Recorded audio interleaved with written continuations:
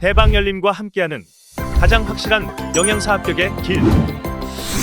영양사 강의 진행 20여 년 이상, 수많은 합격생들이 추천하는 영양사 특강, 5인의 영양사 합격 전문 교수팀, 20여 년 이상 꾸준히 보완되어 온 강의용 교재.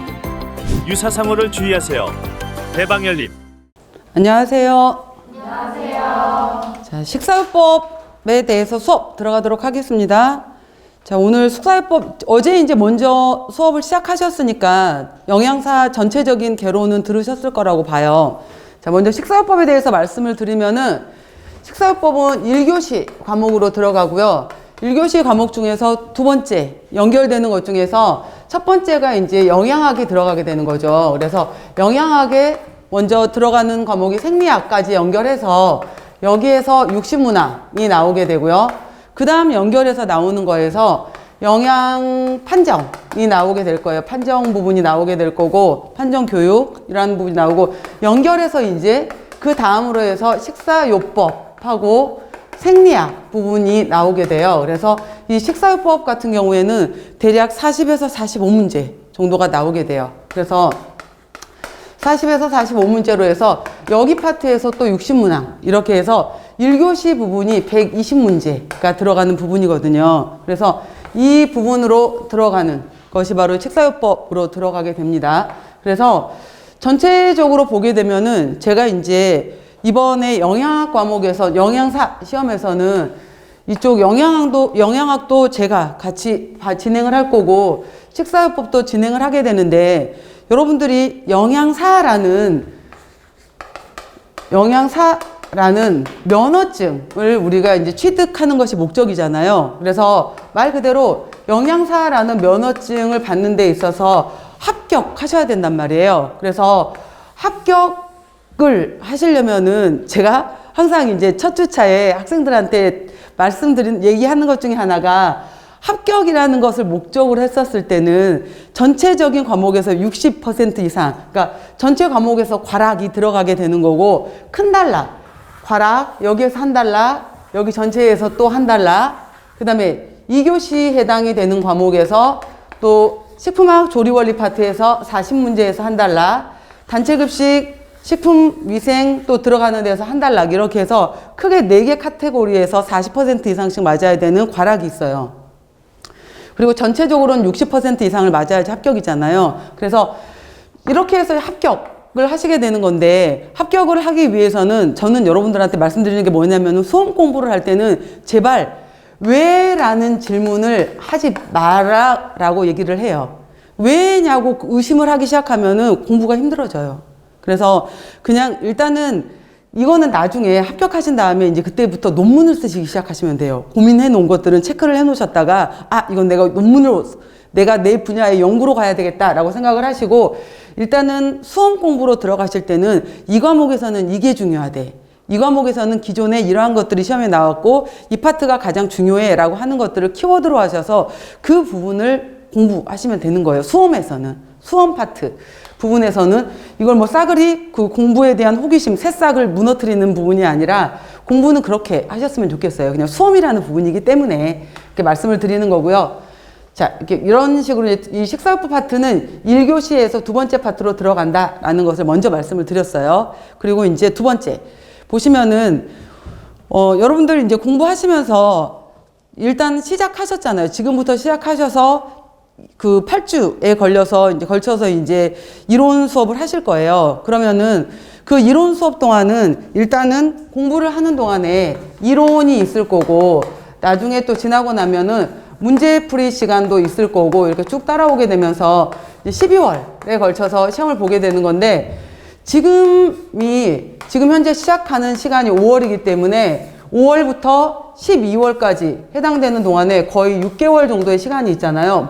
반년에 해당이 되는 시간인데, 지금부터 내가 이렇게까지 미리 공부를 해야 될까? 라는 고민을 하게 될 텐데, 이때 해당이 되는 5월, 6월에 해당이 되는 8주 동안만 공부를 잘 해놓으시면은 뒤쪽에 스트레스 안 받아요. 근데 여기 기간에 슬렁슬렁 해놓고 나면은 딱 8주가 지난 다음에 드는 생각이 뭐냐면은, 나중에 이것만 깨닫게 돼요. 공부해야 될 거 엄청 많구나. 어렵겠구나. 이 스트레스만 쭉 갖고 가는 거예요. 그럼 얼마나 여기까지 시험까지 가는 동안에 얼마나 스트레스를 받겠어. 그죠? 그러니까 이론을 듣는 동안에 7월, 8월이 아니죠. 5월, 6월 동안에 8주간의 이론을 듣는 동안에 그때 열심히 체크해 놓으세요.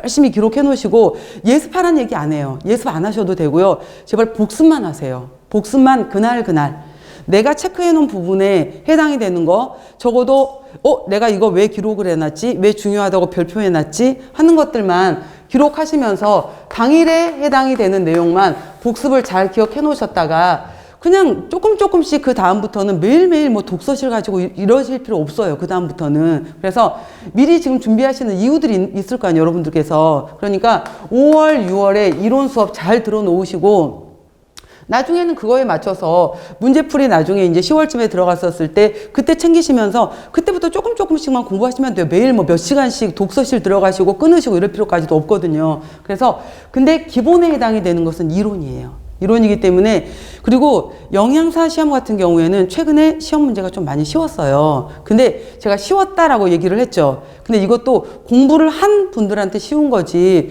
공부를 안 한 입장에서는 이 문제가 쉬운 문제인지 안 쉬운 문제인지 판가름할 기준이 없어요.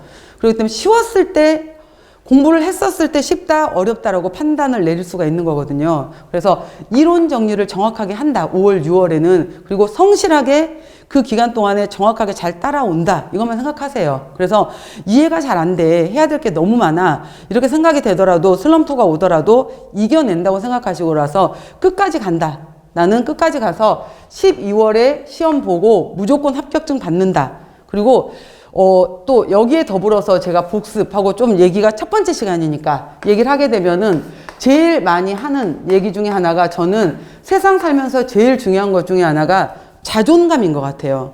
자존감인데 지금 이제 앉아 계신 분들도 또 인강으로 듣고 계신 분들도 다 성인들이시란 말이에요. 그랬을 때 칭찬받고 싶어 라고 했었을 때 그 칭찬 누가 안 해줘요. 이제 성인이 되고 난 다음부터는 그 칭찬에 대해서는 내 스스로가 해야 되는 거거든요. 그래서 내가 강의를 정말 열심히 지금 여기 실강으로 오신 분들 같은 경우에는 8주에 해당이 되는 수업 동안에 지각도 하지 않고 열심히 들었고 최선을 다해서 들었고 나 8주 뒤에 나한테 선물해 줘야지.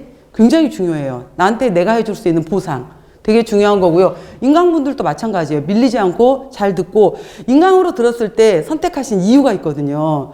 그 기간 동안에 3개월 동안 열어주고 나는 2번, 3번까지 더 들어야 되겠다라는 목적을 갖고 들어오는데 사실 쉽지 않아요.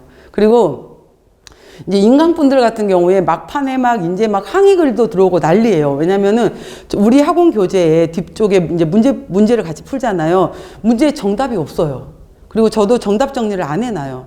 저도 따로 정답 정리를 해놓은 게 없기 때문에 이제 마지막에서야 이제 답이라도 알아야 되겠거든요. 그러니까 답 알려달라.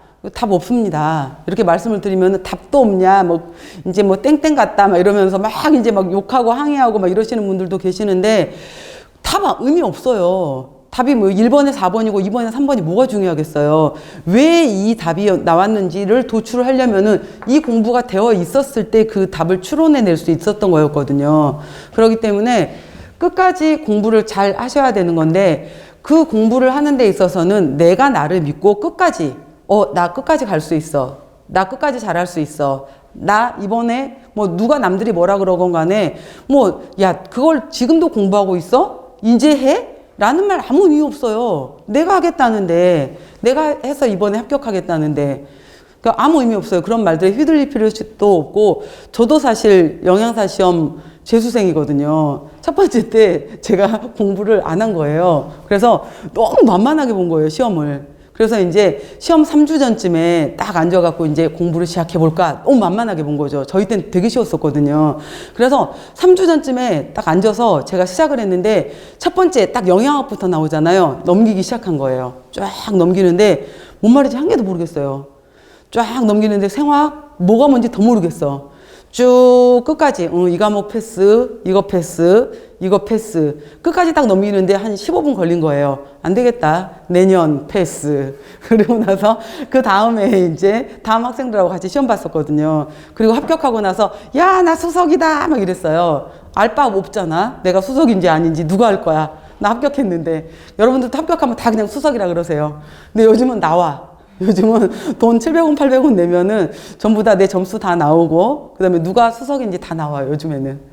그래서 나오기 때문에 요즘은 나오는데 그때는 없었거든, 저희 때는. 그래서 합격하면 다 수석이었어요. 그래서 막 수석이라고 제가 뻥치고 다니고 막 이랬었는데, 끝까지 본인을 믿으시고 잘 따라오셨으면 좋겠습니다. 그리고 저도 여러분들이 열심히 하시고 잘 하는데 도움이 될 수 있도록 같이 잘 해볼게요.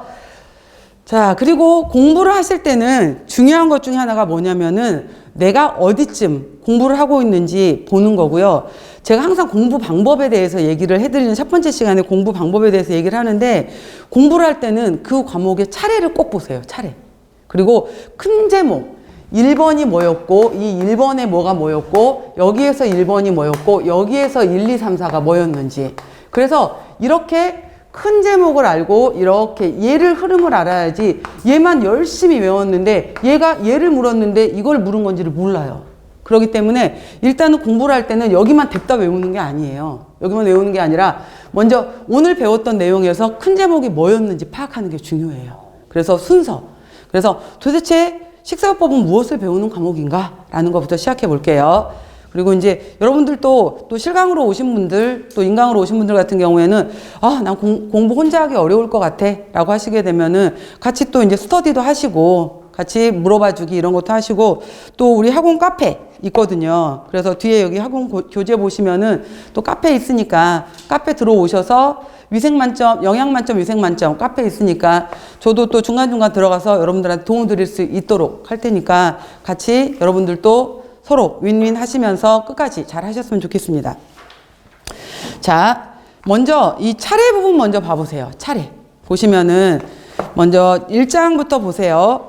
1장 보시면 오늘 1장 들어갈 거예요. 보시면 식사요법의 개요라고 나왔잖아요. 한번 체크해 보실까요? 여기에서 우리가 시험 문제지를 주기 시작한 게, 그리고 그전에는 시험이 모든 국가 의료 시험이 1월, 2월에 있었어요. 근데 12월 달로 시험이 넘어온 지가 이제 3년째가 됐어요. 올해로 4년째가 됐고요. 그전에는 1월 말 2월 초에 있었거든요. 근데 이제 지금 3년째, 올해로 4년째 바로 12월 달로 넘어오게 되면서 시험지가 나가기 시작했어요. 이제 시험지를 주게 되는 건데, 그래서 어느 과목에서 정확하게 어느 파트에서 몇 문제가 나왔다 파악할 수가 있어요.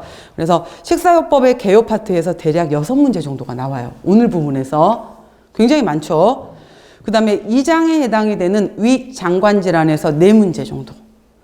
그 다음 간, 담낭, 췌장 질환에서 4문제, 비만, 그 다음에 식이이상증, 이러한 체중 조절과 관련된 파트에서 3문제 정도. 그 다음 당뇨 파트가 굉장히 많아요. 6문제 정도. 그 다음 심장, 그 다음 혈관, 이상지질혈증 이쪽 파트가 5문제. 그 다음 신장, 사구체 신염, 신부전, 신결석 이쪽 파트가 4문제 정도. 빈혈 파트 1문제. 그 다음에 최근에 이 뒤쪽 문제가 좀 많아졌어요. 암 문제가, 우리나라 사망 1위가 암이잖아요. 그러다 보니까 암 문제가 꼬박꼬박 2문제씩 나와요. 암 2문제씩 나오고요. 그 다음 면역 파트, 뭐 또 면역은 알레르기 문제라든지 수술, 화상, 그 다음에 또 요즘에도 이게 코로나 바이러스부터 시작해서 여러 가지 호흡기 질환들이잖아요. 이러한 것들하고 관련돼서 또 문제들이 나와요. 그래서 3문제 정도 이 파트에서도. 그 다음 신경계 및 골격계 질환으로 해서 1문제 정도, 한두 문제. 그 다음에 선천성 대사질환 내분비 조절 장애로 2문제 정도 해서 이쪽에서 문제들이 또 여기 또 문제들이 한두 문제씩 또 조정이 되기도 해요. 그렇게 해서 문제가 식사요법 파트에서 대략 40문제에서 45문제까지 나오기 때문에 비중이 굉장히 크죠. 그래서 큰 파트다라고 설명을 드렸고요. 자, 짧게만 얘기해 볼게요. 보시면은 식사요법 부분은 어떤 식으로 나오는 거냐면은 여러분들이 아마 학부 때 배우셨던 내용 중에서 임상영양학이라는 과목도 있으셨을 거고, 그 다음에 식사요법이라는 과목도 있었어요. 그러면은 임상영양학 같은 경우에는 주로 뭐하고 많이 더 관련이 되어 있었냐면은 생리학하고 더 많이 관련이 되어 있었어요. 그래서 우리가 이제 여기 연결해서 그 다음 들어갈 부분이 바로 위장관 질환 이랬잖아요. 그럼 우리가 음식을 섭취를 했었을 때 구강에서부터 음식을 저작작용을 해서 식도를 지나서 음식물이 위를 지나서 소장을 지나서 대장을 지나서 그 다음에 항문을 지나서 음식물들이 빠져나오는 과정이 있어요. 이 과정에서 전체적으로 생리학 문제 같은 경우에는 어떠한 소화 효소가 작용을 하느냐, 어떠한 호르몬이 작용을 하느냐, 이러한 거예요. 그죠? 그랬을 때 임상영양학에서는 만약에 위에 문제가 생겼을 때 이러한 것들이 어떻게, 어떤 부분에 있어서 작용이 이상이 돼서 발생을 하였느냐, 왜, 어떤 부분에 문제가 발생을 해서 어떤 문제로 문제가 발생을 했어? 라는 기전을 찾는 거예요. 기전. 원인에 관련된 쪽으로 해서 임상영양학은 이거에 관련된 원인을 찾는 데 주로 이제 포인트를 맞춘다면은 그렇게 해서 위염이 발생을 했어. 장염이 발생을 했어. 변비가 발생을 했어. 라고 했었을 때 이 질환들이 각각에 발생되는, 그래서 생리학하고 연결되어 있는 거예요. 식사요법이. 이러한 것들이 연결되어 있었을 때, 그래서 염증이 생겼다, 변비가 생겼다, 크론병이 생겼다, 여러 가지 질환이 생겼다 라고 했었을 때 여러 가지 요법이 있을 거 아니에요. 수술로 할 거야? 약물로 할 거야?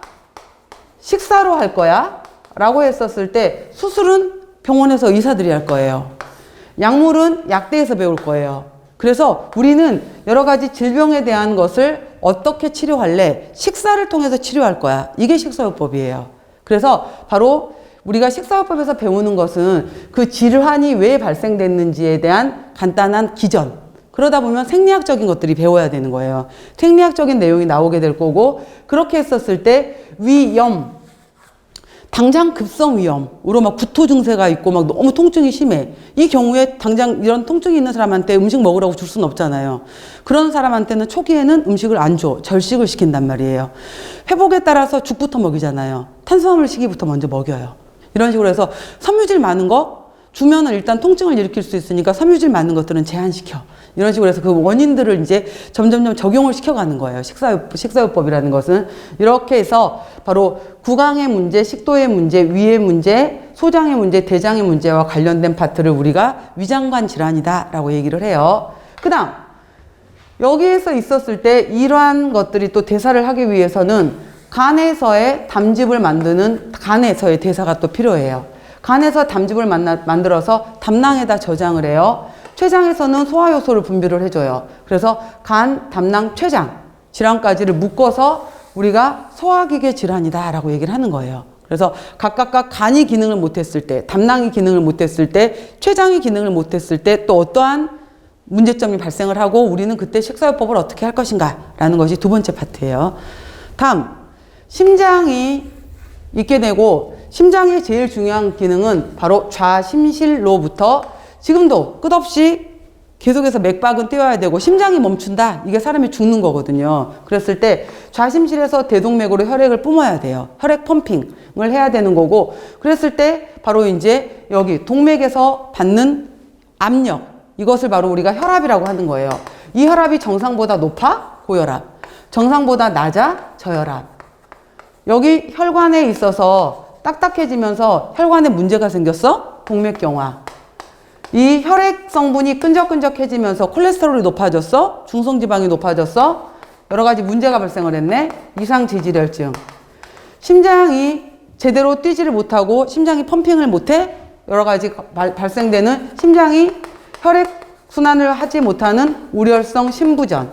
우렬성 심부전에 협심증도 있고 심근경색도 있는 거예요.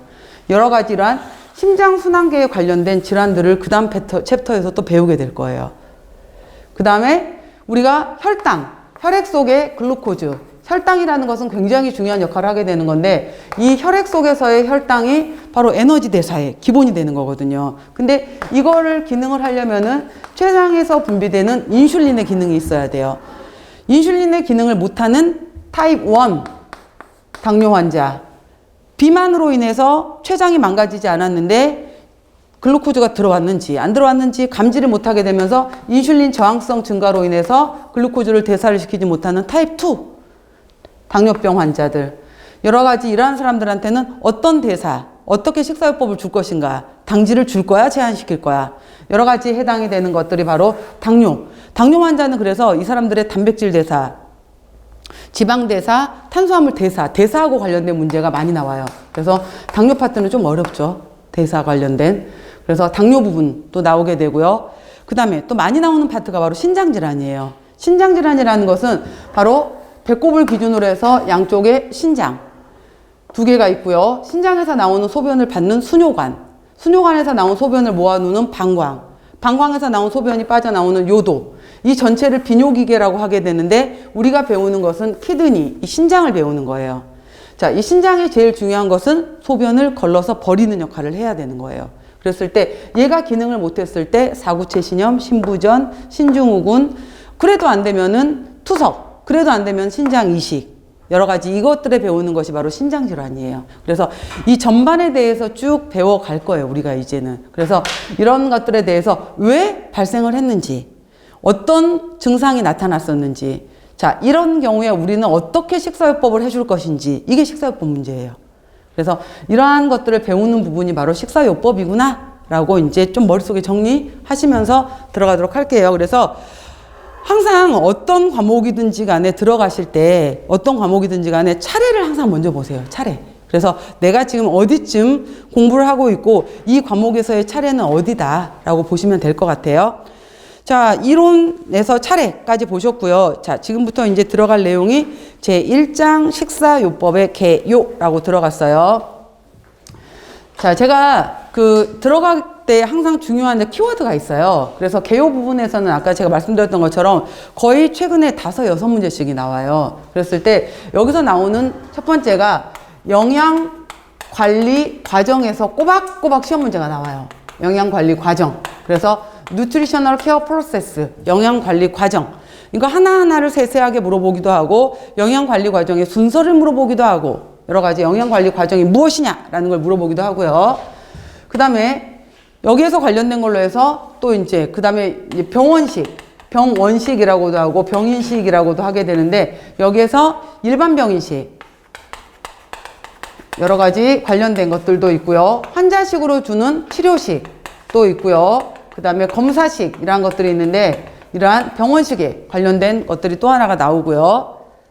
그 다음에 영양지원법으로 해서 환자가 우리가 정상적인 경우에는 당연히 구강으로 밥을 먹지 입으로 먹고 장에서 소화흡수를 시키게 되는 건데 그게 되지 않는 환자들도 있단 말이에요. 그럴 때 바로 그리고 예전에는 이게 경관급식법에 해당이 되는 것이 과거에는 시험 문제가 많이 안 나왔어요. 나온 적이 없었어.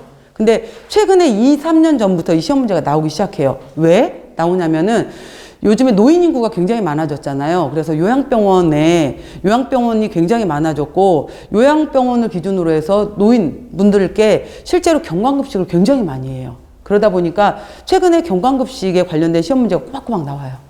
그래서 실제 이 사례가 많다 보니까 그래서 경관급식법 또 이것도 안 될 때는 정맥영양법으로 해서 이게 영양지원법이 예전엔 안 나오던 파트였어요. 최근 2년, 3년 이내에 최근에 계속 나오고 있는 파트가 바로 이제 영양지원법 파트가 또 나오게 되고요.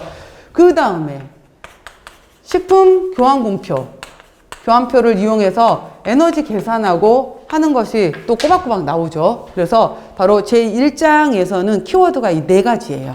그래서 4가지 키워드를 기준으로 해서 영양관리과정, 병원식, 영양지원법, 식품교환표 이거를 반드시 내가 다 이제 이해하고 기억하겠다 생각하시면서 가도록 하겠습니다. 자, 봐볼게요. 그래서 항상 제가 큰 제목을 보라 그랬죠. 큰 제목. 자, 보세요. 식사요법이라는 것은 영양사의 단독 영역 아니야, 아직까지는. 의사의 진단이에요. 의사의 진단에 따라서 영양 원리를 기본으로 해서 자, 질병의 종류가 무엇이냐, 이 환자의 건강 상태가 어느 정도냐. 그러니까 식사요법은 일반인이 대상 아니야. 일반인을 대상으로 하는 것은 기본적인 영양학이나 단체급식이에요. 단체급식이 일반인이고 식사요법은 말 그대로 환자 대상이에요. 환자. 식사요법은. 그래서 환자의 질병의 종류, 건강 상태에 따라서 영양 대처 식사의 실천으로 자, 밑줄 쳐보세요. 식사요법의 목적은 이거예요. 이 환자의 영양 상태를 증진시키고 질병을 치료하고 합병증을 예방하고 질병 재발을 방지하고자 한다. 그래서 이게 식사요법의 목적이라는 거. 영양 상태를 증진하고 질병을 치료하고 합병증을 예방하고 질병 재발을 방지하고자 한다라는 거예요. 자, 첫 번째 키워드. 영양 관리 과정이라는 게 뭐냐라고 했는데 이거는 미국식이야. 미국에서 이제 이걸 제안을 한 거예요. 그래서 영양 관리 과정, Nutritional Care Process. 그래서 이거를 줄여서 NCP라고 해요. 그래서 병원마다 다 환자가 들어왔었을 때 이 프로세스가 틀려. 이러지 말고 이걸 좀 체계화 좀 시키자. 모든 병원이 똑같게. 이렇게 해서 만든 거예요. 그래서 실무 영양사가 환자에게 전문적인 영양관리를 제공하기 위해서 좀 체계적인 업무 수행 절차인 영양관리 과정 및 모델을 개발한 거예요. 미국이에요, 미국에서. 그래서 이건 임상 영양관리와 임상은 환자잖아요. 그죠? 환자와 관련된 업무의 전 과정을 표준화해서 바로 임상 영양과 영양관리 영역을 체계적으로 연결시키는 바탕이 되었다라고 했어요. 그래서 이 NCP 기출 문제들을 보게 되면은 순서 물어보는 거 먼저 이 NCP의 순서가 옳게 된 걸 찾으시오 이런 문제 봐보세요. 그래서 맨 처음에 이 환자가 어느 정도인지 먼저 자료를 통해서 판정을 해야 돼요. 영양 판정. 두 번째 이걸 통해서 이 환자가 지금 과영양 상태다, 불영양 상태다라는 진단. 그리고 고지혈증이네, 고티지혈증이네, 혈당이 너무 낮네, 높네, 이걸 진단을 해요. 두 번째 단계에서 진단. 그러면 이 사람은 자기가 밥을 3그릇 먹고 있는 건데 이 정도는 다 먹지 않아요? 이거에 대해서 전혀 인지를 하지 못하고 있었던 거예요. 그럼 교육을 시켜줘야 될 거 아니야? 중재, 영양 중재. 그 다음에 이거를 통해서 이 사람한테 밥 먹고 난 다음에 과일 많이 먹는 거 좋지 않아요. 과일도 먹을 때는 반 개씩만 드시고요. 식사 사이에 드세요. 이런 식으로 이제 교육을 시킨 거예요. 그렇게 해서 3달 뒤에 혈당의 변화를 봅시다. 이렇게 얘기를 하고 나서 3달 뒤에 이 사람의 혈당 변화를 살펴봐요. 그래서 영양 모니터링 및 평가. 그래서 잘 지켜지고 있으면 또 다른 이제 또 계획을 세워주겠죠. 이렇게 해서 계속 피드백을 시켜줘요. 이 단계, 4단계 순서 알아놓기. 자, 영양 판정, 영양 진단, 영양 중재, 영양 모니터링 및 평가 순서. 그리고 여러분들 공부하실 때 있잖아요. 혼자 공부를 하실 때 제가 수업 시간에 질문하실 때는 같이 입으로 소리를 내셔도 좋고요. 내가 내 소리를 내잖아요. 그것도 내 귀를 통해서 내 뇌로 인식이 돼요. 그러면은 그냥 소리를 안 내는 것보다 훨씬 더 이게 각인이 돼요. 머릿속으로. 그리고 우리가 그 공부라는 것의 경우에도 왜 우리 치매 환자들 같은 경우에 치매의 경우에도 최근의 것은 기억을 옛날 거는 기억을 하는데 최근 걸 기억을 못 하잖아요. 옛날 거는 되짚어서 옛날 기억은 장기 기억으로 이제 넘어간 거예요. 근데 최근 기억은 장기 기억으로 넘어가질 못해요. 그러니까 최근 건 다 잊어버리는 거야. 근데 옛날 거는 30년 전에, 40년 전에, 60년 전에 거는 다 기억을 해. 그건 장기 기억으로 넘어갔거든. 근데 여러분들 이거 오늘 같은 경우에도 이렇게 학원에서 공부하시잖아요. 공부하시고 제 강의 듣잖아. 이거 앉아만 있는 거지 공부한 거 아니거든. 왜냐면은 영상 보고 강의 듣고 이런 거 있잖아요. 이거는 대뇌에서 앞쪽에 전두엽을 써야 돼요. 이게 공부인 건데 영상으로 듣거나 소리로 듣는 것은 후두엽을 쓰는 거예요. 그러면은 이거를 앞쪽으로 전달을 바꿔야 돼. 전달을 바꾸려면 내가 정리를 해야 돼요. 다시. 내 스스로가. 그래서 쓰는 과정, 정리하는 과정을 통해서 앞쪽으로 연결을 시켜놔야 돼요. 그래야지 아까 제가 지금 공부한 것들을 12월까지 끌고 가려면은 당일에 이걸 앞쪽으로 옮겨놔야 돼요. 그래야지 이거 왜 써놨지? 이런 것들이 있었잖아요. 왜 써놨을까? 그래서 이거 내가 4가지 키워드가 있었어. 영양관리 과정은 순서가 중요하대. 이거를 오늘 공부하시고 오늘 내가 이거를 누군가한테 내가 설명을 할 수 있다. 그래서 제가 이제 말하는 내용 중에 하나가 뭐냐면은 백지를 하나 갖다 놓고 나서 제일 좋은 공부 방법 중에 하나가 스케치북 이런 거 흰 종이 하나 크게 펼쳐 놓고 나서 오늘 키워드 4개를 쓰는 거예요. 선생님이 수업 시간에 말했던 4개의 키워드를 써놓고 나서 크게 펼쳐 놓고 나서 NCP에 대해서 내가 아는 대로 쭉 써보는 거예요. 순서가 뭐였지? 그 중에서 영양 판정이 뭐였지? 진단이 뭐였지? 이렇게 쭉 써보는 거예요. 그래서 내가 기억나는 대로. 그리고 나서 넘겨봤을 때 내가 몇 개 단어나 썼나? 그러면은 거기에서 떠오르는 거 나중에 체계화시키면 되거든요. 그러니까 그거를 계속 반복하는 거예요. 그래서 이걸 단기 거를 장기화시킬 수 있는 기억이 필요해요. 그 다음에 12월 달에 시험 합격하고 난 다음에 버려버려요. 그래도 돼. 그때는. 그때까지만 기억을 끌어놔. 6개월간만. 그러려면 계속 반복하는 방법밖에 없어요. 계속. 말했어요, 여러분들. 제가 지금 말하고 그다음에 영상으로 보시고 이런 것은 전두엽으로 가는 게 아니라고. 이거 후두엽이에요, 후두엽. 뒤로 가는 거기 때문에 앞쪽으로 끌어오셔야 돼요. 그러니까 여러분이 쓰고 말하고 내 목소리로 말하고 제일 좋은 것은 누군가한테 설명을 해주는 거야. 자, 내가 오늘 강의 시간에 들은 거 얘기해 줄게. 앉아봐. 인형 데려다 놓고 얘기를 하든지 강아지 데려다 놓고 얘기하든지 얘기를 하세요. 설명을. 그게 제일 중요해요. 그럼 체계적으로 내가 간단하게라도 설명할 수 있으면 되게 중요한 거거든요. 그래서 어떤 분들은 그거를 자기 거를 녹음을 하시는 분들도 있더라고요. 녹음을 해서 뭐 내가 들어보는 방법 있잖아요. 녹음해서 내가 오늘 중요한 키워드 한번 들어보기. 내가 뭘 빠뜨렸지? 요즘에 핸드폰 이런 게 옛날에 쓰기였지만은 요즘은 이제 핸드폰이 있으니까 내 목소리 내가 녹음해서 어떤 부분 빠뜨렸나 이런 거 한번 체크해 보기 이런 것도 있더라고요. 그러니까 여러 가지 다양한 방법으로 나만의 공부 방법 이런 걸 찾아보는 것도 좋으실 것 같아요. 자, 단계 4개 알아놓기. 그러니까 소리 계속 내서 같이 읽으시라고 제가 얘기한 거예요, 지금. 자, 첫 번째 단계가 뭐다? 영양 판정. 두 번째 단계 영양 진단. 세 번째 단계 영양 중재. 네 번째 단계 영양 모니터링 및 평가. 이렇게. 맨 처음에 밑에 그림 봐보세요. 영양 검색. 영양 검색이란 단어 있는 거 눈에 한번 봐보세요. 영양 검색. 영양 검색을 통해서 이 환자 굉장히 좀 의심스럽고 굉장히 이 환자는 당장 빨리 필요할 것 같아요. 상담이. 이러한 사람을 의뢰를 받았어. 그러면은 빨리 이 사람 판정을 통해서 진단을 내리고 영양 중재를 해서 영양 모니터링 및 평가까지 연결될 수 있도록 해야 된다라는 자꾸 눈으로 익숙하게 자 넘겨보세요. 먼저 자, 이 중에 이제 첫 번째 단계가 영양 판정이야. 영양 판정은 뭐냐? NCP의 첫 번째 단계로 영양과 관련된 문제와 그 원인을 찾아내기 위해서 자료를 수집하고 확인하고 해석하는 과정이다 라고 해서 5개가 있어요. 그래서 먼저 이 사람한테 다이어터리, 식사조사. 어제 하루 종일 드신 거를 자 얘기해 봅시다. 최근에 알코올은 얼마나 드셨어요? 이렇게 물어보는 것들 있잖아요. 육류는 얼마나 드세요? 뭐 이런 것들. 식사조사. 그 다음에 환자 과거력 물어보는 거. 그 다음에 신체 계측, 키 몸무게, 그 다음에 생화학 검사, 피 검사, 소변 검사, 대변 검사, 엑스레이 뭐 쭉. 그 다음에 임상조사, 머리카락 부종 여러 가지 보는 거 5개 영역이 있어요. 자, 봐보세요. 첫 번째 1번. 환자의 사회력 및 병력 조사. 왜 우리 건강검진 하러 갈 때 문진표 써서 가죠? 그러니까 전에 뭐 직계가족 전에 뭐 수술을 받은 적이 있느냐, 직계가족 중에 뭐 암 환자가 있느냐 이거 체크해 가는 거 있죠. 그거예요. 사회력 및 병력 조사. 이런 거 체크해 가는 거. 그다음에 교육 수준, 뭐 직업 정도 이런 것들도 물어보는 게 사회력 병력 조사라고 하는 거고요.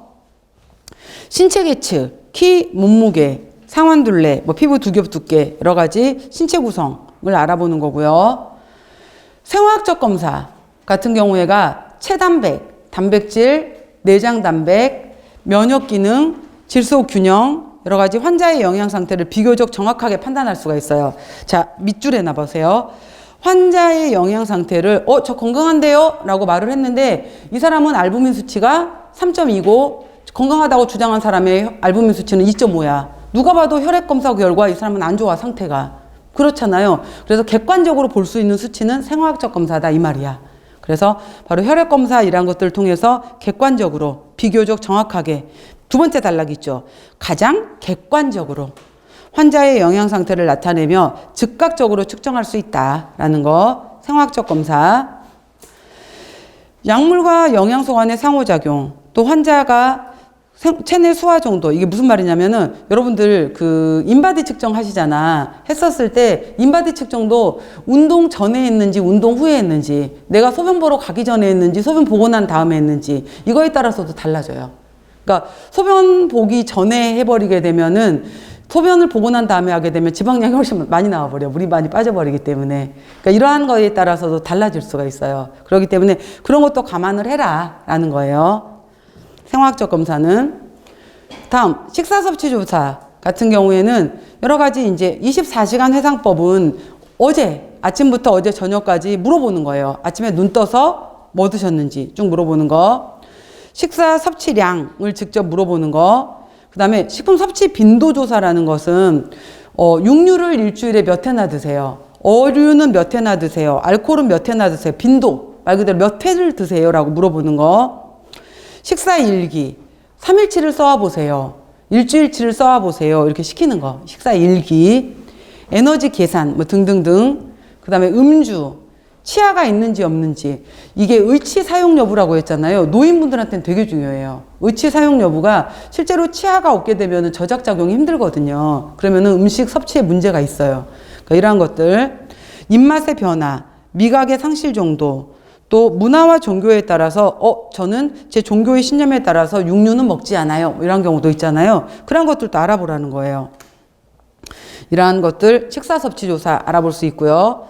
5번째, 임상조사 같은 경우에 영양 상태가 불량해지게 되면은 머리카락 염색하지 않았는데 최근에 뭐 체중 조절을 했더니 머리카락이 엄청 많이 빠져버렸어. 이런 경우들 있잖아요. 그 다음에 머리카락 피부가 윤기가 없고 그 다음에 거칠거칠해지고 여러 가지 각화, 탈모, 탈색, 염증, 변형. 그 다음에 여러분들 염증 같은 경우에도 피부 염증도 갑자기 살이 찌거나 비만이 발생했었을 때 염증 확 일어나는 거 아세요? 이러한 것들도 염증도 전체적으로 눈을 통해서 염증은 다 눈에 보이잖아. 이 사람 좀 몸에 문제가 있나 보다. 이러한 것들을 볼 수가 있어요. 부종, 통증 이러한 것들도 이제 눈으로 의사가 보면서 진단을 내릴 수 있는 거죠. 임상조사 5개가 있어. 영양 판정법 중에 5가지 영역이 있다라는 거. 사회력 병력, 신체 계측, 자, 비교적 객관적인 것이 생화학 검사, 식품을 알아보는 것이 식사 섭취 조사, 눈으로 확인해 볼 수 있는 것 중에 하나가 임상조사. 각각의 특징들이 있어요. 자, 그렇게 해서 이 사람의 상태를 이제 2번째 진단을 해요. 진단. 영양 판정에서 발견된 영양 문제에, 이 사람 봤더니 자기는 최근에 체중이 엄청 많이 늘었대. 근데 자기는 정확하게 그 원인을 모른다고 했는데 식사 섭취를 하다 보니까 하루에 음료수를 10캔씩을 먹어. 근데 그 음료수를 마시고 있는 음료수를 봤더니 전부 다 탄산음료에 고액상 과당이 굉장히 많이 들어간 음료였어. 근데 저는 밥 안 먹어요 라고 했는데 음료를 잔뜩 먹고 있었던 거예요. 그러니까 그런 문제, 원인을 찾아낸 거지. 그래서 봤더니 이 사람의 증상 중에 하나가 혈당이 엄청 오르고 있으면서 염증이 계속 심해지고 있었던 거예요. 그 다음에 이거를 통해서 이제 찾아내는 거예요. 문제점을. 그래서 임상 영양사가 독립적으로 중재할 수 있는 영양 문제를 규명하고 기술한다 라고 해서 이 사람의 문제점은 음료수를 너무 많이 먹는 거였구나. 원인 중에 하나가 그 운동 뒤에 음료수는 자기가 이 사람이 음료는 살이 안 찐다라고 알지 못했던 거예요. 이러한 것들. 그렇게 해서 염증이라든지 소변을 자주 본다든지 하는 여러 가지 문제점이 이미 나타나고 있었어요. 징후 증상이. 이런 것들을 이 영양사가 기록을 하는 거예요. 이 사람의 문제점은 이거였다. 원인은 이거였다. 이 사람은 이미 이러한 증상이 나타나고 혈당 수치가 굉장히 높았다. 혈액검사 결과. 이런 것들을 찾아내요. 그래서 섭취 부분에서, 임상 부분에서, 식행동 부분에서, 행동 부분에서, 환경 부분에서 찾아내요. 진단. 자, 그렇게 해서 이제 중재를 해줘야 돼요. 이 사람 개인한테 또는 가족한테 또는 집단을 대상으로. 그래서 여러분들 왜 병원 가보게 되면은 오늘은 당뇨 교육이 있어요. 오늘은 암 환자 교육이 있어요. 이런 교육센터 있잖아요. 이렇게 해서 교육을 시켜주기도 해요. 개인한테도 교육하고 집단을 대상으로 교육하기도 하고. 그래서 환경 여러 가지 계획을 한다라는 거죠. 그래서 영양 중재의 4가지 영역은 실제로 비타민 무기질이 모자란다라고 하게 되면 식품 영양소를 주기도 하고, 저는 과일은 전혀 살 안 찌는 줄 알았어요. 과일은 많이 먹어도 되는 줄 알았어요. 아니에요. 과일 속의 과당도 너무 많이 먹게 되면은 중성지방이나 콜레스테롤로 넘어가요. 이런 교육을 해주는 거예요. 그래서 영양 교육을 해줘야 되고요. 상담을 해줘요. 그 다음에 이 사람 같은 경우에는 너무 집착하고 한번 먹기 시작하면은 당류를 먹는 것은 마카롱을 20개씩을 먹어. 근데 이 먹는 것을 도저히 조절을 못해. 이 사람은 일단 정신과적인 치료가 먼저 필요하겠다. 그러면 정신과 상담을 해줘야겠네. 라고 해서 이 사람은 물리치료, 이 사람은 간호과, 이 사람은 다른 대하고도 먼저 타 분야와의 협의도 필요하겠다. 이런 식으로 해서 중재 때는 이러한 것들이 필요해요. 중재. 자, 그렇게 해서 이제 모니터링을 하고 평가를 해요. 그래서 3개월 뒤에, 한 달 뒤에 이 사람의 혈당이 낮아졌는지, 이 사람이 과일 먹는 것을 많이 섭취를 줄였는지 해보는 거예요. 그래서 여러 가지 지표, 결과를 측정하고 기록해 본다라고 해서 4가지 단계. 그래서 영양관리 과정에서 결과를 볼 수 있는 것은 지식 습득 정도가 변했는지, 생화학 수치에서 혈당 수치가 낮아졌는지, 환자가 요즘에 아침에 일어났었을 때 몸이 훨씬 가볍고요. 기분도 좋아졌어요. 환자가 자기가 스스로 말할 수 있는지, 그 다음에 약물도 기존에 2알씩 먹던 것을 이제는 1알로 줄여도 되겠어요 라고 하면서 약물에 대해서도 줄일 수 있는지, 이런 것들을 본다라는 거예요.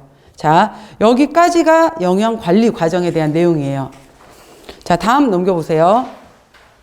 그래서 이 영양관리 과정이라는 것은 미국에서 제시한 기준이에요. 그래서 모든 병원들 같은 경우에는 환자가 들어오게 되면은 이런 식으로 좀 체계화돼서 영양 판정을 하고 진단을 하고 중재를 하고 모니터링 및 평가 과정을 갖자라는 것이 NCP예요. 그래서 NCP는 순서, 그리고 영양 판정에 뭐가 있고 진단은 어떻게 하는 거고 중재는 뭐가 있고 모니터링 및 평가는 뭐가 있나, 이거 순서 물어보는 거 각각의 것을 물어보기도 해요. 문제 풀어보다 보면 아실 거예요. 자, 그 다음에 두 번째, 이거 보시면은 영양 판정과 영양 검색이라고 했는데, 이건 뭐냐면은 실제 현재 우리나라에서 하고 있는 방법이에요.